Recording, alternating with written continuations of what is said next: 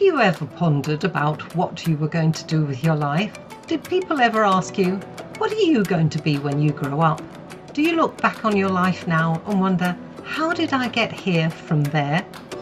If you're like me, you probably muddled your way into doing what you're currently doing. All I knew about myself was that I wanted to travel the world, meet people and see places. The problem was how to do it. Hello, I'm Debbie Swallow, and this is the story of me and how I came to be in a business making videos for SMEs in the Southend area. This is going to be a video of different styles, showing the different techniques I can use, but also some of the videos I have made over the years to promote my own services. In this video, I'll tell you about my early life and career, being in business in the 90s, going international, finding my way home, and my video business. I hope from this you get a sense of me, who I am and what I do. Thank you for listening.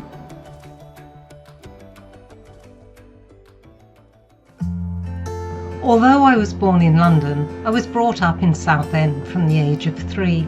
As a child, I loved to sing and dance and dreamed of being in those wonderful Hollywood musicals.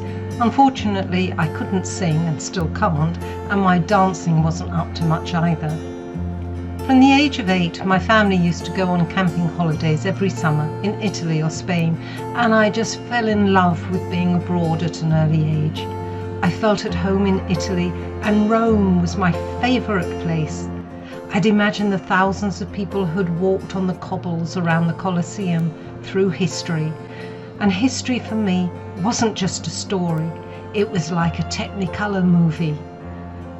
I followed an exceptionally intelligent and academic sister through school and always felt a bit of a dunce. So choosing what I wanted to be when I grew up was a problem. I didn't really seem to be good at anything. My mum wanted me to do shorthand and typing. However, my love of being abroad made me choose to study languages. Soon I found myself training to be a business interpreter and spent some time studying at a university in France with Spanish as my third language. But when it came to getting a job, I couldn't find one. Everyone kept asking, "So you speak languages, what else can you do?" I really didn't understand. After all, blood, sweat and tears went into getting my interpreting certificates. Then a tutor gave me the best advice ever. He told me there was one thing I could do better than anyone else, and I couldn't imagine what that could be. And that was to speak English. He told me to go abroad and get employed for my knowledge of English. And so it was that my first job was working with Ford in their new setup in Valencia. I spent 2 happy years there. In those days, there was no phoning home unless you booked an international call for a certain time. So on Friday evenings, I would go to Telefonica, where the operator would place a call to the operator in Barcelona, who called Paris, and that operator called London, who then called Southend, and eventually all the operators would have their call lines physically connected so I could speak to my mother at home. And then one day, on a quick visit home, I saw a man across a crowded room, and we instantly arranged to get married, and that was the end of my time in Spain.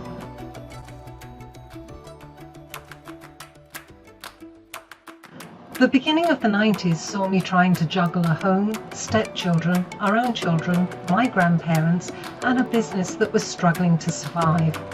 Recession had hit. It was then I learned that my accountant, bank manager and I all learned different maths. To me, 2 and 2 made 4. To my accountant, it was 5. And to the bank manager, it was 3. Realizing I knew how to do every job in the business, but didn't know how to run it, I set out to learn. I started off with GCSE accountancy, then the A-level, then years at night school to get my accountancy qualification. At the same time, I learned as much as I could, as quickly as I could, about marketing, sales, HR, management, and everything else I thought I needed to know to run a business.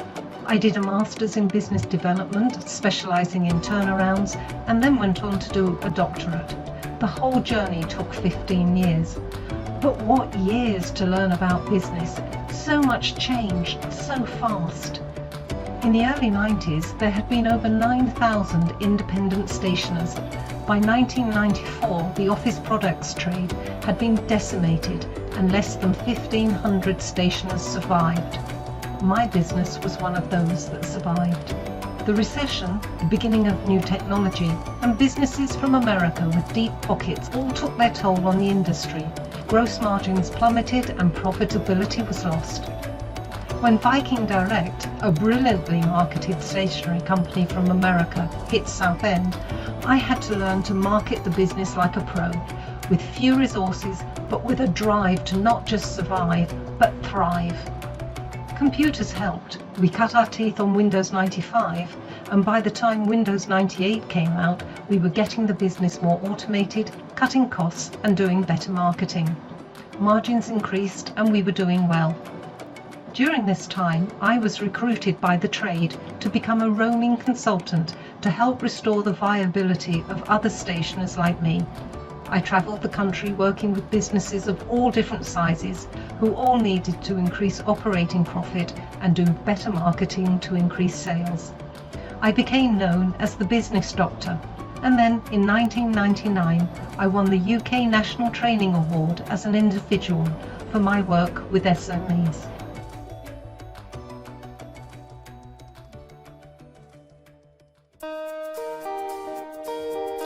It's a big world, full of difference and diversity. How you see others is influenced by your own cultural perspective, and how others see you is influenced by their cultural perspective. What happens when you speak? Do people from other cultures understand you in the way you intended? And what happens with different cultures in the workplace? How rigid or flexible is their approach to rules? Is formal or informal behaviour expected? And how do different cultures approach timekeeping? In today's global business environment, it is essential to learn how to navigate across different cultural landscapes. If I thought I'd learned a lot over the previous 10 years, going international was a whole new experience. At the beginning of the millennium, I was doing my dream job, working 1 week a month for a Finnish business consultancy, helping Nordic businesses internationalise by exporting to Europe. The experience changed my life and the topic of my doctorate. I was now studying cultural differences in international business.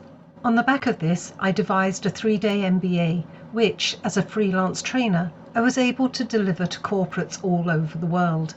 The world continues to change at a terrific pace. Whilst it's impossible to predict the future, what we can do is study the changes in the patterns and trends we see in the world and use insights to help us define what the future might look like. If you would like to understand how to have a bird's eye view of these emerging patterns and trends and help your organisation change and be ready for the future, then this course is just for you. I also teamed up with a world champion public speaker, and we trained CEOs and diplomats on how to engage successfully with multicultural audiences.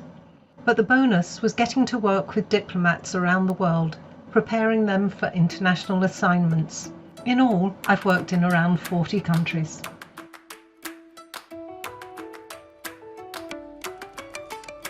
Duty called in such a way that I chose to stop travelling as much. Even though I'd always lived at home, I had a hard time settling to work in the UK. But the real difficulty was I felt as though my wings had been clipped and my horizons shrunk. But opportunity knocked, and I was given a post at the London Academy of Diplomacy, teaching working diplomats who were stationed in London. Later, as a full-time carer for my mum, opportunity knocked again. I was made a proof editor for an international news channel and took in work from foreign correspondents from all over the world, working evenings. Both jobs gave me the bigger outlook I needed and allowed me to feel connected to a larger world.